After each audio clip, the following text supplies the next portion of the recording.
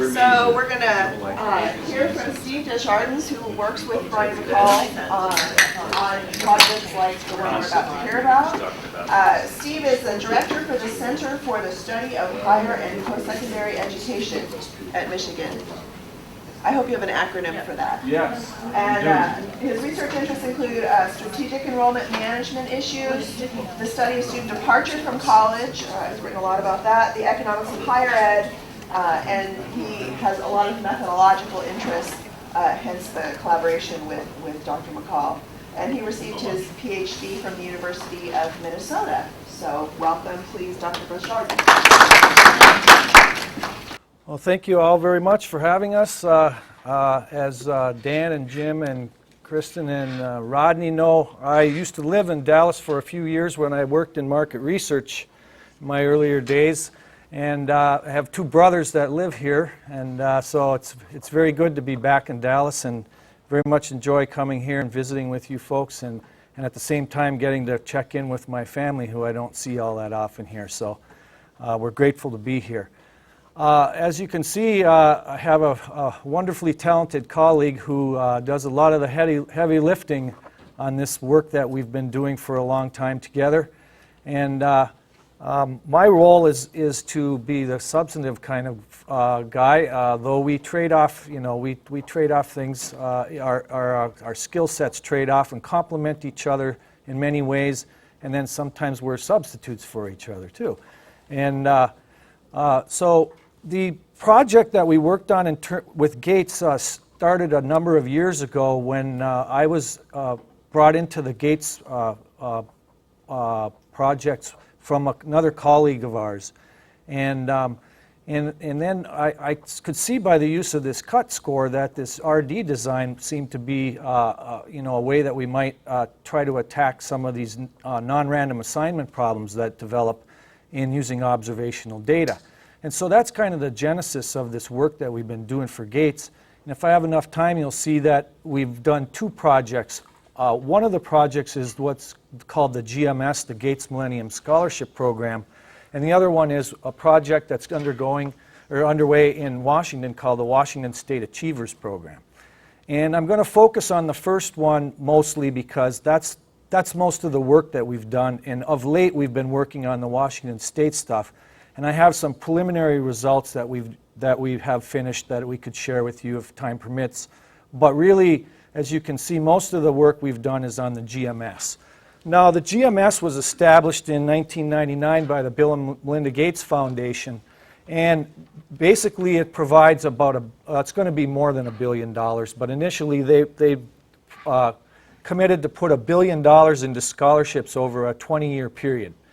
And the whole idea, the goals of this was to try to prove the college access for high-achieving, low-income students of color, thereby creating, by incentivizing these students to take up college education, and then also, hopefully, to move on into graduate school.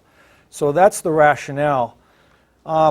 The program itself, in terms of the program, it covers full tuition at any institution of higher learning in the United States, but it's what we call in the financial aid world a last dollar award. And that is that after other forms of aid are allocated to an individual, then the scholarship picks up the difference. And so you might think of typically the way that scholarships are packaged is there's a kind of a ordering, and there's a cost of attendance that's determined, a need and a cost of attendance that's determined. And then Pell Grant money, federal grant money goes first, and then there's a declining kind of cascading order of the way this funding works. And before any self-help gets put into place, the Gates would kick in then. So it'd really be Pell money, any state money that might be available, any institutional money that might be offered to a person, and then the Gates.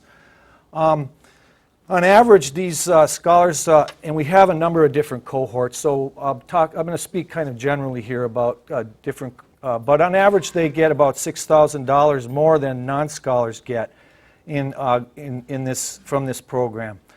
What happens is that the data that we've been using amassed by NORC at the University of Chicago. What they've done is they've been managing this program in terms of surveying and tracking these students for the Gates Foundation since its inception.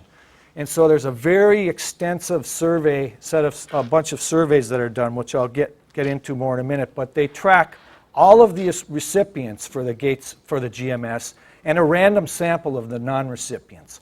And actually one of the things I think that when we got involved in this that we were able to help them change was the fact that you see in the way the cut score works, the left-hand side is a lot of times where the RDD falls apart is you don't have enough data on the left-hand side.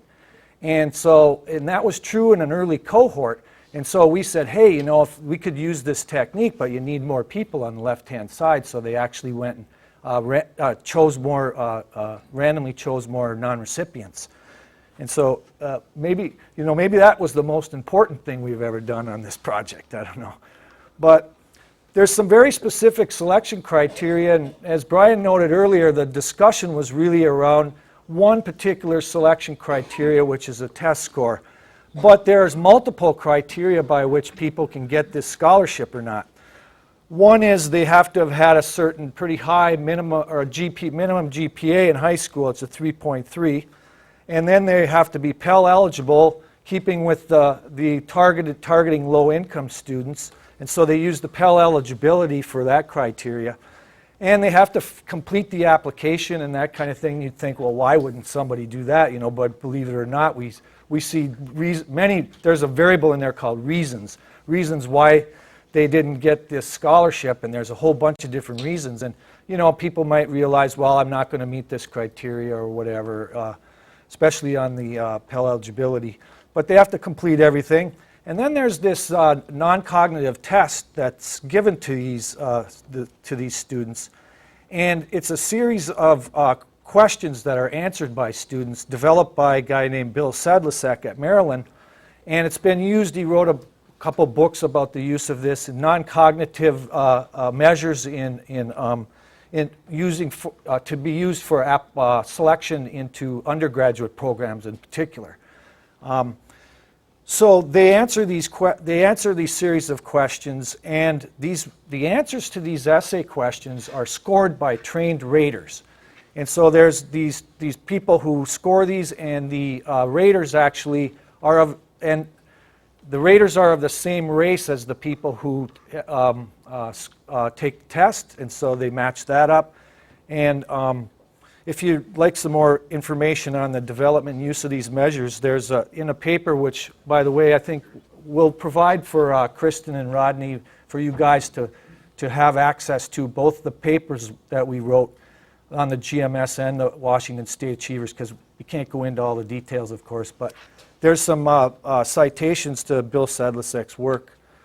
Now, you know, yes? Yeah, oh yeah, yes. So yeah, it's in fact we say in the paper that it's not purely non-cognitive, of course, and that and even within certain questions there's probably more cognitive ability that matters than in other questions. So, but there's 11 or how many is there? 11 or 12 or 8? There's sub-scores. Yeah, right. 11 and. But we're operating with the use of the cut score on an index that's created from all these. But we also test these by use of the subscores themselves too. So there's a whole bunch of robustness checks we do with regard to the cut scores, not just the overall score itself, but also the subscores. Yes. What is it a test for? Pardon me? What is it a test for? Oh, there's like self-appraisal and here I'll show you.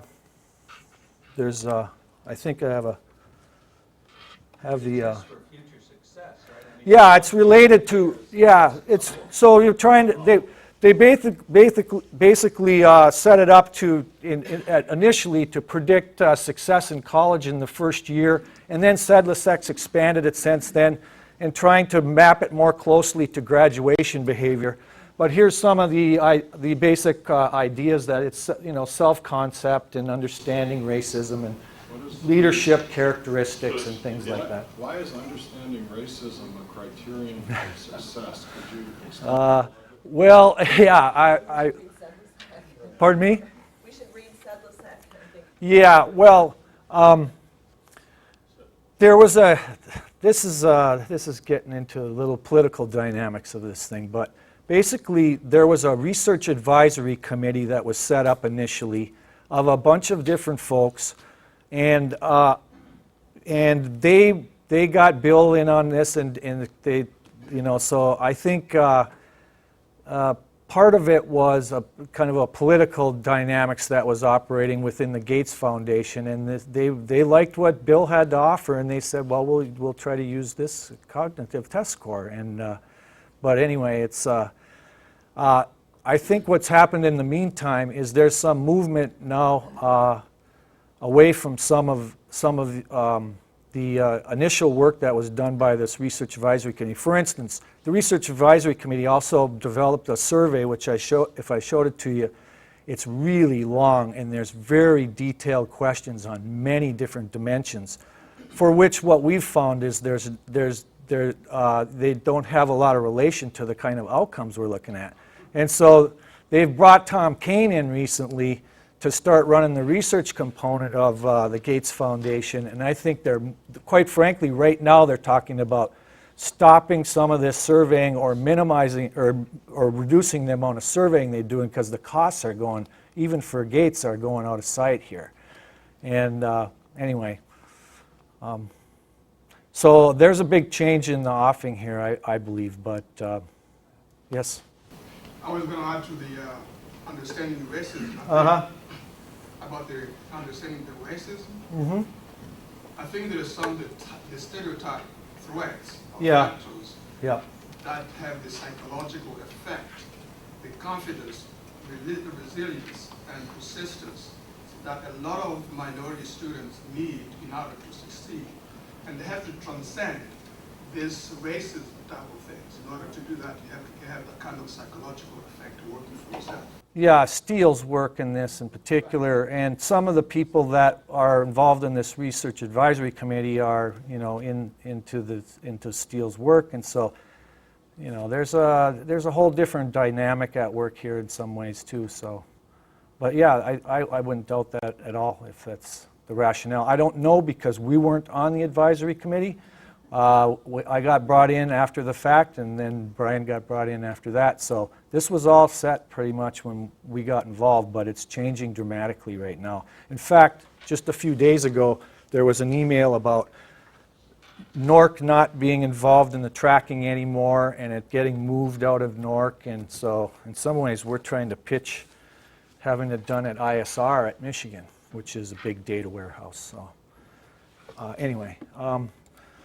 So these raters score these things. We have this criterion based off the score, and what's important here is, because of the possible manipulation of the test score, is that the applicants are unlikely about be aware of the cut points, because they don't know how many apps there are taking the test, for one thing, and the cut points are based off are specific to each racial group. So there's African Americans, Native Americans, Asian Americans, and Hispanics and Latinos, and the cut points are different for each of those racial groups. And also, the raters don't know how many applicants there are when they take the test, and they don't know what the cut points are. And so we're less worried about the manipulation of the cut score by virtue of the way that this is, the selection is structured. I'm sorry?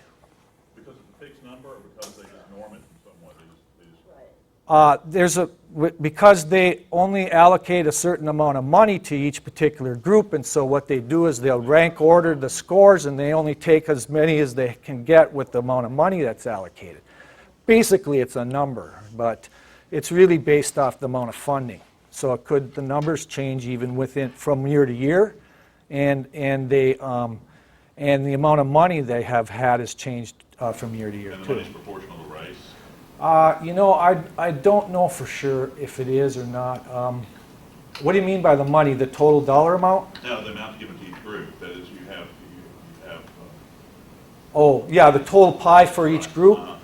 I don't know for sure. It's different across race groups. I don't know. how Yeah, they determine but we don't know how they Like Native determine it. Americans, it's not a very big number. Yeah. So, and there's also disqualification. Yes. So your Yeah. scores aren't comparable from one year to the next? No. Or from one, Or For from one a run, quarter to so there's within differences within a year by race, and there's across time differences, right? By race and by time. So by cohort, we call them cohorts because we call them entering cohorts. And there's a lot of people who fill these apps out, 3,000 or 4,000 in any given year, of which only about 1,000 are selected. So there's this criteria operating whereby people get disqualified too. So that adds another element of randomness maybe into this. The 3,000 Yes. or 4,000 have already been admitted to a university. Yes, and sometimes more than one. And so what we've looked at also is switching behavior.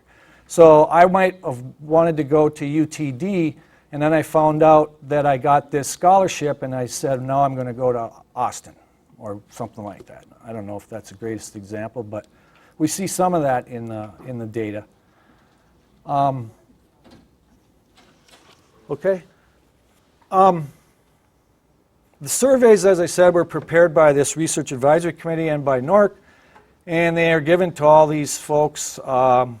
And the surveys are conducted at the end of the freshman year, which we call the baseline group, and at the end of the junior year, and then 2 years after that. So in the data that we've been using for GMS, what we have is 3 different waves. Baseline, first follow-up, and second follow-up. And they track all kinds of information. Let me check to see, but maybe we could provide too with a survey of this, one of the surveys to show you just the extensiveness of the questions that are asked, which has led to the cost in some ways. Did we just get the Texas data? No. What was that? I can't, you know. For stopping by. Yeah, no, I don't, it's not my call. It's something we could look into, but just like if, we had your data, it's not my call who I would give yours to, right? So, anyway, we also had this information, we also have other information that we can tack onto this data set. So we matched iPad's information on institutional characteristics of the college that were in their choice sets. And so we know, whether they're public, private institutions and those kinds of things.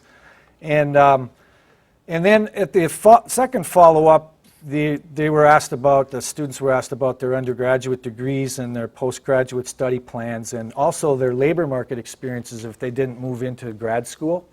But that was the only time for which that stuff's measured, because it didn't make a lot of sense to measure it before. Actually, undergrad degree we have in follow-up 1, 2, but that's only 4 year.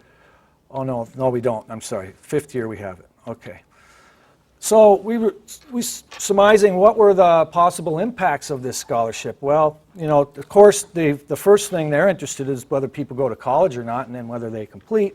And so we have that information. But also, they were interested. There's a quote that I have in a different presentation from Melinda Gates, saying that they were worried about the amount of debt that students are taking on. So we want to look at that.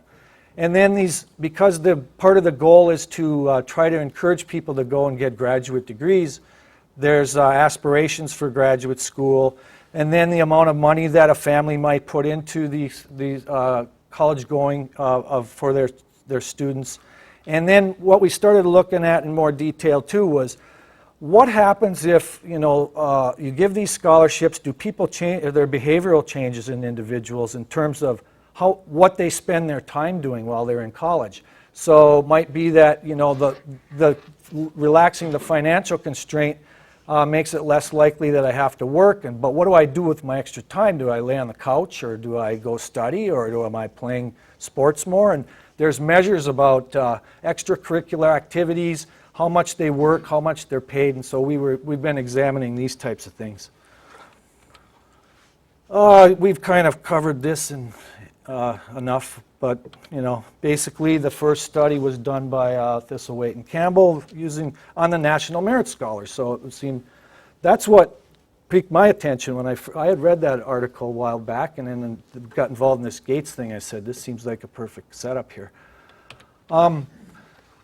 We looked at a whole bunch of different outcomes, but always we're looking at these within race and ethnicity because of these different cut scores and the different selection criteria that are used. And we're only going to talk about some selected results because it just becomes unmanageable to try to talk about all of them because you have different races, you have different estimation methods we've used with different intervals, 10 points around the cut, 6 points around the cut, whether we had additional controls or not, whether we had fourth order polynomials or cubic or whatever, it gets a little mind-boggling after a while. So if you want, you can see these in the paper because we have them tabled pretty nicely where you can compare them across different simulation strategies or estimation strategies. In this particular paper, what we did was we pooled two cohorts, 2001 and 2002, and about 3,200 undergraduates, pretty much evenly split between GMS and non-GMS recipients. You can see the distribution, overall characteristics by race, ethnicity, and American Indians were not included because they gave these scholarships to all of them because there are so few applicants. And so you have no criteria by which to deal with this cut score issue. And typically in the kind of research we do in higher ed, my family's American Indian heritage. I'm from Upper Michigan originally. And they are a really badly under research group because of the usually the small numbers. Anytime you run into, do national data kind of stuff, and even institutional data stuff, where I worked at Minnesota, Brian and I were both at Minnesota, they had a substantial sized American Indian population, but even then, you just start trying to get into subgroups and differences in subgroups, and it just falls apart because you don't have enough cases. So there's a lot of work needs to be done on on American Indian population. In terms of observable differences in terms of descriptive stuff, the overall sample includes more Latinos and fewer Asian American students receiving scholarships than in the non-recipient group. The parents, not surprisingly, of the recipients have lower incomes because of the criteria, the Pell criteria by which you're using to choose these people. But they also have low levels of education, which makes some sense too, given the criteria. The SAT scores and the percent with less than 4 years of math are about equal between the two groups. Here's an issue that made it kind of tough for, we think there's some ceiling effect here in terms of retention. In follow-up 1, nearly everybody's still enrolled. You see the rates that are 98 and 95%, so you have some ceiling effect here. And it's not surprising given the criteria by which they had to be kind of high flyers coming out of high school and with that 3.3 grade point average. And so when we see that there doesn't look like there's any really strong retention effect, some of it's probably due to this ceiling effect that we're running into. In terms of average loan amounts, we see in the freshman year there's about $2,100 for the whole sample, and it varies a great deal by whether or not there are recipients or not. The full sample cumulative loan amount through the junior year is about $6,800, with recipients substantially lower in loan amounts than non-recipients who have about $10,000 in loans. So you see quite a stark difference here. This is again, unconditional estimates. In terms of the hours worked, the average number of hours worked in the freshman year is smaller than the national average for the whole group. And GMS participants in particular work about 11 hours, where their non-recipient colleagues work about 15 hours. And that in the junior year, that changes a bit in that the average number in the junior year is about 16 hours, with the difference between recipients and non-recipients being about 4 hours. Brian kind of covered this. I think one of the things to talk about here in terms of the estimation strategy is that we had this baseline model which we had certain controls in, and then we added additional controls, and then we had different kind of polynomial specifications. And in here, what I'm talking, when I give results, it's really based off of this the quadratic model, which seemed to fit the data best. In terms of the conditional results now, the net impact of the GMS on total scholarship money is positive and significant for all waves, that is baseline, first follow-up, and second follow-up. Again, the impact on college enrollment is rather small, but and not statistically significant in any wave, but again, this is probably somewhat related to this ceiling effect. Yearly loans are reduced by the percentages you see there over each of the three waves. And here's a graphical example of, let's see, what is this? This is for African Americans, accumulated debt that would be through the junior year, and the estimated impact of the GMS, which is a reduction of about $7,500. And you can see that there's a big jump here at the normed essay score. So, I mean, this is one way in which I think it's helpful to show these results is that that's apparent to people, I think. In this particular case, the cut point was 72 for this particular group in that cohort year. What are those dots on the graph? Surely they're not one. That's the mean of at that level? Yeah, well, this is I mean, what's... Sorry, this is just a yeah, picture. yeah, right. So remember, this is a local treatment effect, and so what's really important is what's happening right here. Okay. In terms of parental support, again, there's some reduction in the support for the GMS recipients by about 27% in the junior year, and the hours that are worked per week and the average weekly earnings in the baseline and follow-up 1 are different, but in terms of follow-up 2, there was no difference for the follow-up 2 group. And then we looked at the probability of any individual being in a particular major. And in particular, they're interested in certain fields because what they're trying to do is they will give money then at grad school level for individuals to go into certain educational majors. And in particular, education and STEM fields and some other areas that they're pushing. And so what we see is a bit of a switching. Once students are in school, there's some switching behavior going on. They're changing majors. And we don't know exactly why that is, but it's pretty clear that it's happening in some majors and not in others. This is the parental contribution in this particular case. Again, it's cohort 3 in the junior year. And the reduction for a parent is about $2,000. Of Latino students only, yeah. So I know we're comparing Latinos versus the African American before where you said the debt reduction was $7,000, but I'm Yeah. trying to get a sense of magnitude, right? Where you said the average loan amount Yeah. was, what, less than $2,000 or $2,000 or something? What was it? Well, it varies by, pardon me? It was like from 976 to something? Yeah, right. We can check, yeah. And so it seems to me like what I was wanting to check is, 3,200. right, okay, so Yeah. 3,200, Yeah. and that's per year?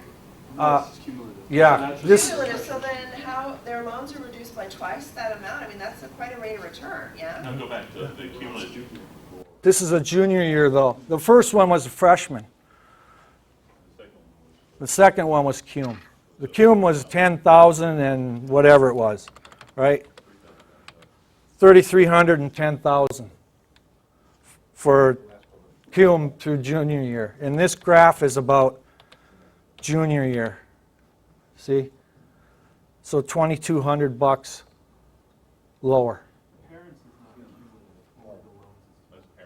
Oh, this is, yeah, this is, oh, I'm sorry, I got the wrong. So, but I mean, are you estimating rates of return kind of thing? In terms of the debt burden, right, you could easily say this, we contribute $1 in the Gates Millennium Scholarship and this saves the student $2 in debt. Oh. So we look at that. Yeah. It's not one for one. No, Oh, it's less than 1 for 1. yeah. Yeah, because the parents are That's saying, Well, the Yeah. parents. Yeah, That's it's not the this slide. kids. Where does the money go? The money goes, The parents are not giving the money. Right. yeah, if this is an annual amount, the Yep. money goes to the parents. Well, it's just a reduction in the amount that they spend on cost of attendance, Right, right? right. Okay. So- Actually, you see a much bigger drop in parental contributions for Asian Americans, suggesting Yeah. that they're saving more for college up front. And then they find that they don't have to pay it because the kid gets the Gates. Interesting. Yeah, so what we don't have though is we don't have good information. For instance, if we had information on other kids that they had, then we could check whether or not, then they take that savings and they spend it on these other kids or not, but we don't know that information. They might just, buy a big screen TV or something, Some kid we might don't not know. have gone to college without this. True, yeah. Another thing is, did you come through a parent's income here? Because usually Yeah, who receive the scholarship, yes. parents is a kind of. yeah, there's a whole big set of controls on these. These would be, in the tables, if you looked at the paper, it would be the one with baseline set of controls, which are demographics and a whole bunch of stuff, including financial factors of the family, and then an additional control. So this is a fully controlled, as far as we think is fully controlled model. Not fully controlled, but it's the kind of controls that we think made sense given the literature and our Actually, if it's truly randomized around the cut, then adding the controls shouldn't change it. Yeah. The more it changes it, the less you have confidence in the randomization. And what we see, so that's a good point. If you saw that you added these controls and all of a sudden the estimates changed from your baseline, like your baseline model, which had just demographics and stuff, you'd say, well, then there's something about these individuals on both sides of the cut that are related to these additional controls. And so that the RDDs, that there's some non-randomness still among these groups. But when we do that, we don't see that, at least in most cases. I mean, there's so many different things that you run that there's always, one over here where you see there's a problem, or one here, but generally speaking, they're qualitatively the same, whether we add these additional controls or have quadratic or cubic or, different specifications. But from a policy perspective, right, I mean, you're thinking about these as Pell-eligible families, right? And so the fact that they're spending $2,000 less for their kid to college, that might have meant that they ate one less meal a week kind of thing. I mean, these are not wealthy families that money probably is going to luxury items. It could very well be going to a car that can get them to work. So the policy implications are really different when you're talking about Pell-eligible families now. Yeah, but some of this gets tied up too in the choice of the institution, because their cost of attendance is going to be a function of what the tuition price is at an institution. So if all of a sudden they change their behavior to go instead of to Austin to Rice, then the cost of attendance changes a lot. And so one of the things that, remember, what was it, the guy who wrote the book with Tom Cook and Campbell now, the causal book, who's that? Shadish said to us about like dose, right? Kind of different doses here, but we haven't got into that yet. But so we don't see, again, this is just a generalization because there are exceptions to some of this, but we don't see any evidence of higher four-year grad rates among these recipients. But part of this could be that, and we see some evidence of this in the data actually, is that they know that the funding's for 5 years, and so they might have changed their behavior in terms of their time to degree. And so the fact that we only had these observations for that follow-up 2, which is 4 years, it's a myth that people finish college in 4 years. It has not been the norm for more than 30 years, and not in this country. And so, and there's variability in time to degree within institutions. And so maybe some of that's going on here.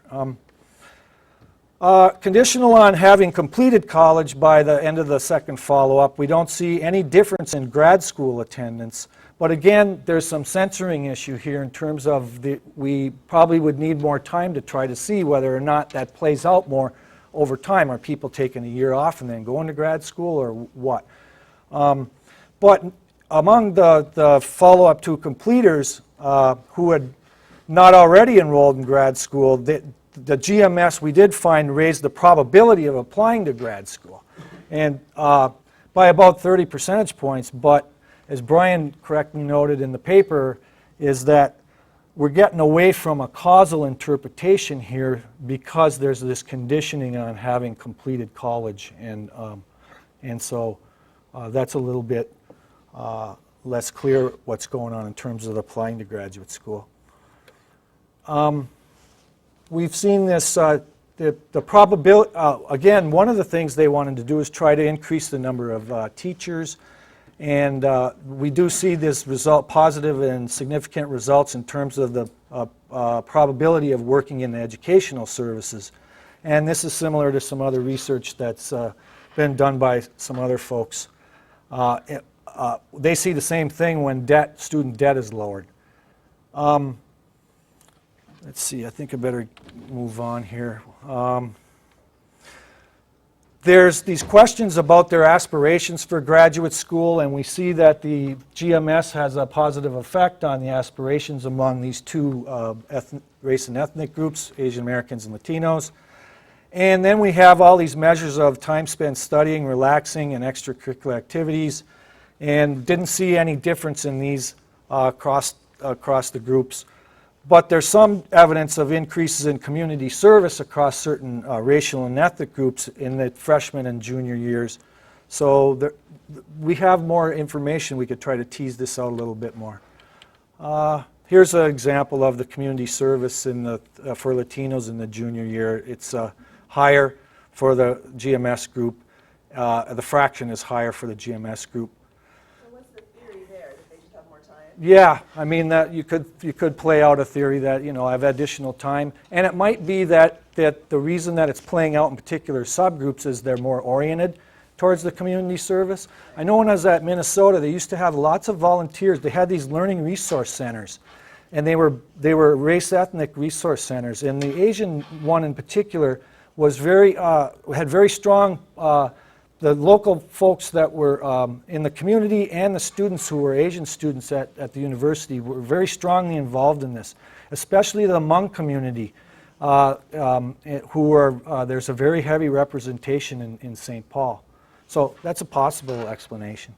Well, one of the sections of the test involved community service, right? I mean, so maybe they selected people based on their history of community service and all of that. We looked at the sub-score on that. Yeah. And there's no change at the cut. That's where, so yeah. That's where it matters, right? There's a potential explanation. No, I believe. But Yeah. But isn't it tough to talk about the sub-score cuts because the major cut for selection depends upon the overall score, and those that may or may not bear a relationship to a particular sub-score, right? Well, yeah, what we did, Over time. Well, over time, but what we do is if you look at, I mean, by definition, you have to have one less if you didn't make the cut. So we look at your score and look at what, if you got 25 total, what was that, what percent was of your total score was from like community service, what was from understanding racism, right? And then we can look at those proportions and see if they vary by doing a discontinuity at the cut, and they don't jump. So that gives some evidence that they do have 1 point higher, but how that additional fractions are made up don't differ at the cut, and that's all we're looking at. But the thing is, the previous slide showed that the slope is changed.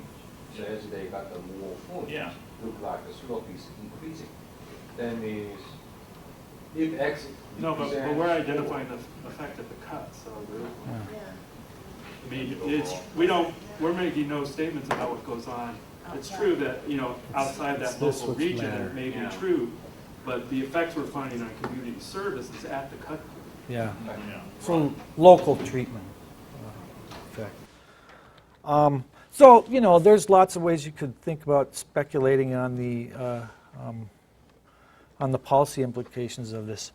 Not surprising, there's the loan debt's reduced more for private college attendees, and you know, there's higher price, and some evidence that the treatment, that is, the scholarship amount, is larger for private college attendees. Again, that wouldn't be too surprising.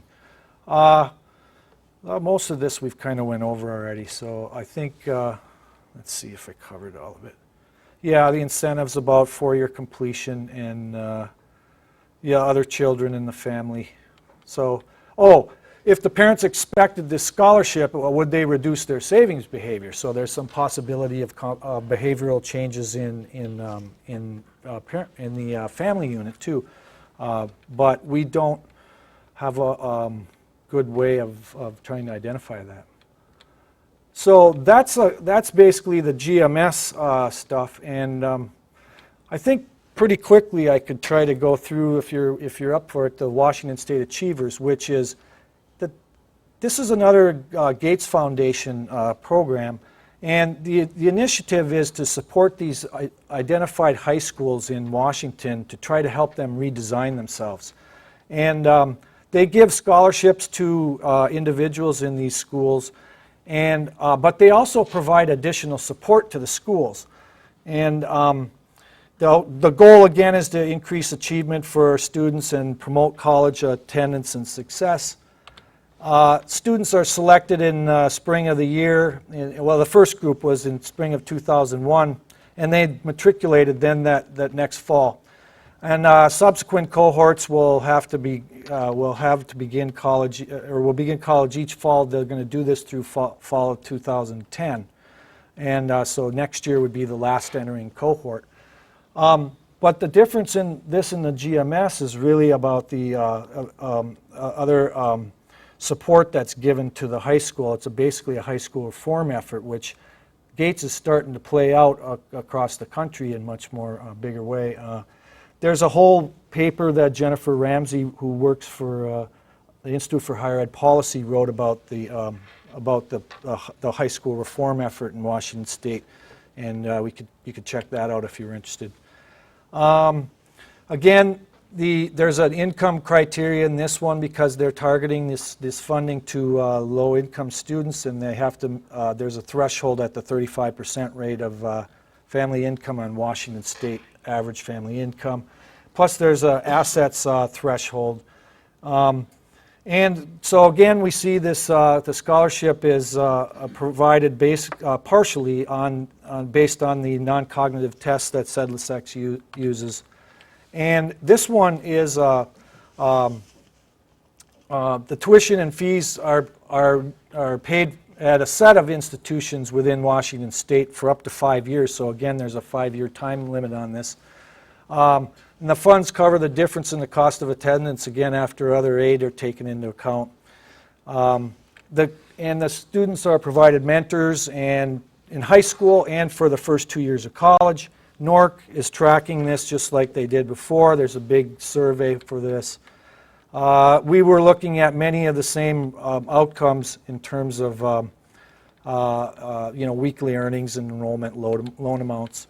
One of the issues here is whether or not there's any evidence of a discontinuity based on the total cognitive test score, and we can see there's this big jump between 20 and 30 because again, there's the cognitive test scores are school and race specific. In terms of the regressions, we had again a set of controls and conducted many different checks for robustness, and they're qualitatively similar results. There's some baseline information here about the scholarship averages and the total aid received by the scholars versus the non-scholars, and you can see there's a big difference in the total amount of money that the scholars receive. Differences in the tuition costs, and There's only about 500 students who had applicable cut points, and of those, 231 received the scholarship, that is, they were treated. So one of the problems that we have with this is that we have not as much data as we had with the GMS. And so what happens then is our estimates are much less precise. There's another cohort that's about to come online. We'll be able to bump that cohort, we'll be able to pool that cohort and hopefully have more precise estimates. Scholars take more AP, IB courses and more likely to take Algebra 2 and Physics, so we see some observable characteristics in differences in the demographics. But what we don't see is that there are substantial differences in characteristics just around that cut point, which is the kind of thing we'd want. So with regard to some of the results, there's increases in college enrollment by as much as 0.42 in probability points, so there's a pretty big effect here in terms of college-going behavior, and a pretty big reduction in loans compared to non-WSA students. But we don't see any work differences or weekly earnings during the freshman year, but when we check this out, what does happen is that the probability of working while in college is increased, but the average hours worked among those who did work is declining. In terms of the subgroup differences, when we look at some of the racial and ethnic groups, we see that Asians and blacks had higher enrollment rates than whites, and that was 14 and 13 percentage points higher, respectively. And there seems to be some difference in the work behavior of Asian American students relative to whites in terms that they work less and they earn less. And there's some changes in the kind of courses that they're likely, if they took AP or IB courses in high school, they're more likely to go to four-year institutions, less likely to go to two-year institutions.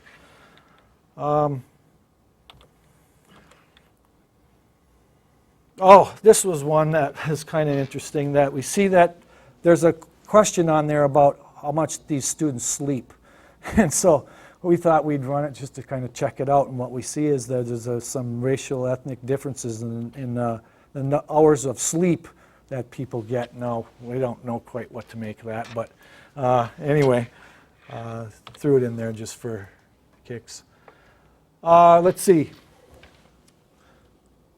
So we have this small sample size issue, which I talked about already, and the effect on WSA on enrollment is probably picking up some of these other services that these students are getting. So they get this mentoring, and they get, in high school, they get this mentoring in college. And so that might be impacting our estimates here, and we're going to have to work on trying to tease that piece of it out, because that could be a potential problem here. Steve? Yeah. You might want to also mention that the difference between the WSA and GMS is that there's no GPA requirement in WSA. Oh, yeah. You just have to graduate. Right, yeah. So That's why we think there's also a bigger... Yeah, right, yep, that's a good point, yep. And, so here's some evidence that mentoring stuff might be operating, because a large fraction of the students said that this mentor from their hometown was very helpful in helping them to navigate the application to college process. And so you'd think that could be operating in terms of the enrollment probability, any differences in enrollment probabilities.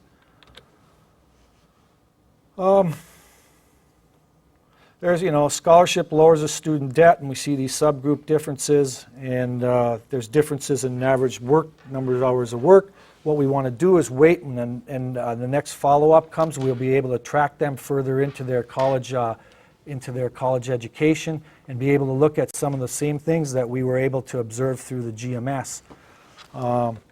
So that's basically it, and we have to put this disclaimer up, or we get in trouble. And so, these are our views. We did this work. I will say that Gates has never tried to have us write anything any particular way in terms of what we wrote up. They gave us free rein. They allow us to publish this stuff. and I think that's really healthy. And but nonetheless, it's our views and not their views. Yeah. On the Gates results, you went through a lot of results pretty quick, so I might not have it right. But, Yeah. I guess the main goal is to get more college graduates in those groups, right? And Yeah. you didn't really find that. Right. And I think you said the reason may have been that they were getting the cream of the crop, so to speak, out of high school. Yeah, So could Is the be. implication that they might want to lower their standards and go down the chain a little bit to the people who are more marginal in terms of whether they have the ability to complete college, so that and they could use more help to do that? Yeah, I think you could make, you know, in the, because many of you are economists, I'm not an economist, but, you know, but I would think that there's a couple of things here. One is, you'd think about the effectiveness of increasing access to college in that, but there's also an efficiency argument then too, in terms of, you know, how best would this money be spent at the margin? I mean, there's a lot of evidence in the higher ed literature that the kind of people, the high flyers we're talking about here, you're not changing the margin, college going margin. Basically, you might be moving people around in terms of the choice of their institutions. And so it might very well be that there's an efficiency argument to be made about the targeting of the aid, targeted at a different group in which you might change the college going behavior more. But if your goal is leadership development, Right. having people go to more elite schools might have that result. Yeah. You could argue about whether that ought to be the goal or not, but Yeah. if you go to a private school rather than a public school, it may equip you for the future in a different way. And that grad school stuff too. So it's, you know, although we don't see any differences in graduation behavior among, you know, within 4 years, when I remind you that was just for 4 years, right? Is you might see it at 5, and you might see that once we play this out with another cohort, you might see increases in grad going behavior, and in particular in the fields that they're interested in targeting. And so, you know, the way I look at it, that's a normative judgment that these people who put the money up have made. And we can try to question about whether these things are efficient and stuff, but in terms of normative, I mean, you know, I'd be hard-pressed to argue with Bill or Melinda Gates that you know, I mean, there are some people who have done this, but that, you know, we might argue on efficiency grounds that the money could be more efficient given a particular outcome. But, you know, they made the choice and they spent a lot of money on this. They ran out of the $1 billion quite some time ago. Is that particularly possible to compare across the scholarship program, like the GMS and Washington's, and which scholarship is more effective, what aspect, something like that? Well, here you compare the non-recipient and recipient, right? And you compare the outcomes. Yeah. And the thing is, there's two aspects. Suppose that there's a scholarship program A and B, and A aims for the short-term return, B aims for long-term return. Then B may be the outcome. If you just look at the time horizon, outcome may be less, but in the long term, who knows? After 10 years, those who, you know, recently got the scholarship becomes, you know, prominent force in the, you know, society, and they give back their returns to society. We don't know. No. Yeah. So comparing these two scholarships, of course, the scholarship could be, you know, it's obvious. You know, we can say that okay, those who didn't get their scholarship maybe, you know, show poor performance than you know, those who got the scholarship. But the thing is, which scholarship is more effective? This could be interesting feature in the future. In what aspect, in what range, you know, how long, you know, a whole bunch of there are possibly multiple outcomes over time horizon. Sure. Right? Yeah. And I think one of the things, I think they've turned a bit towards the high school stuff in terms of what they're going to target now. Earlier on, people were saying, why don't you do both, right? Well, what they found out is it's incredibly expensive. And I think that the argument that they're made, that the direction they're kind of going now is to target high schools. And in particular, what they're trying to do is target structural issues in high schools too, like small high schools. You know, my son goes to the biggest high school in Michigan. It's right around the corner from our house. There's 3,000 kids in there. The other day he was talking to me about that he's sent 15 emails to the admissions or the counselor trying to get some help on a particular issue, and she's never responded. I mean, so you know, Gates hears these things, and I think that you see that, right? They have a program here in Texas, right? Do they? Yeah, I don't know a lot about the details of it, but so they're rolling that out across different states, and I think that's the direction they're likely to go. In terms of how you would, They're kind of tell the changing. difference. Yeah. I'm sorry to interrupt you. I think they're changing beyond that. I mean, they've invested in the small high school model and early college high school, and they're going, you know, they're going into a lot of different areas now. The Gates, like teacher preparation and data systems, making data available to teachers in the individual classrooms, and they're, you know, it seems to me that they're shifting again at the moment. Yeah, I think that's right. For instance, our dean, we just had our higher ed conference in Vancouver a week or so ago, and our dean stopped in with our development person in Seattle, and because one of our big pushes in our school now is on teacher education and transforming the way that teacher education is being taught in schools of ed, and Gates is really interested in this. So they were over there pressing the flesh, and so I think you're seeing a big shift here, and I'm not sure where it's going to end up. In fact, I don't know how much more we'll be doing on this kind of stuff. I mean, we still have some data and some things to tease out, but if the NORC tracking stops, then some of these things that we're speculating about, that we're trying to convince them not to stop on at least the cohorts they have, and to maybe just stop on any additional cohorts, because we think adding the temporal dimension is a bigger payoff than starting another cohort, right? Because you can see the longer term work, labor market kind of activities and graduate school kind of stuff. But why don't you link these people to the database, the agency databases that you have for various states? I mean, if you, I mean, did you do that in Washington State or your Washington study? No. Yeah, we weren't allowed to. I mean, we can get access. Allowed meaning Gates wouldn't allow you to do it?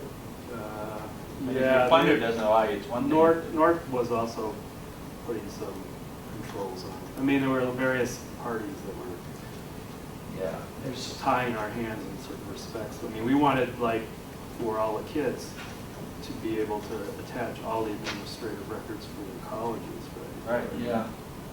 Not to mention their prior education. Right. Preparation. We have some things that we could do for certain kids, because actually, the United Negro College Fund was the people who were administering the application process, and we actually have a lot of background information, and so we could match actually. I mean, they have their Social Security numbers and everything, but for various political reasons, at least so far, we're prevented from. I mean, we asked a lot. We wanted to do a lot of different things, and they were just always saying. And the administration of this has changed over the time we've been working with them. So then IHAP got involved, and now the whole thing's in a state of flux. We don't know where this is going to end up, frankly. I mean, just in the last week or so, there's been a lot of talk about moving the data out of NORC, and and who will play the lead role in the overseeing the research, because IHAP has been administrating the contracts that we worked under. Before, we were working directly with Gates out of Seattle. It's all up in the air right now. I think they've really, I'm not privy to what's going on the inside. I hear some of this through people who say they know, but I don't know. I think they axed the entire research advisory committee. I don't know that that's true yet, though, but I think it's looking that way, because they still were emailing people on that rack, because I saw on that, remember I was telling you about the questions they were asking? So they're asking people like us questions about, what if we moved this data to another place? How would it affect your accessibility? And so there's these questions that are coming up that make you realize there's something really big in the works here. But we're not on the inside. And the RAC folks were still getting that email, so, but I think it may be out. And Tom Kane may be in. Well, they're working closely also with the National Student Clearinghouse. Yeah. So they may have a different place they want to put all that sort of data in some sort of structure, you know. Well, thank you for coming and for your kind attention. Yes, thank you so much.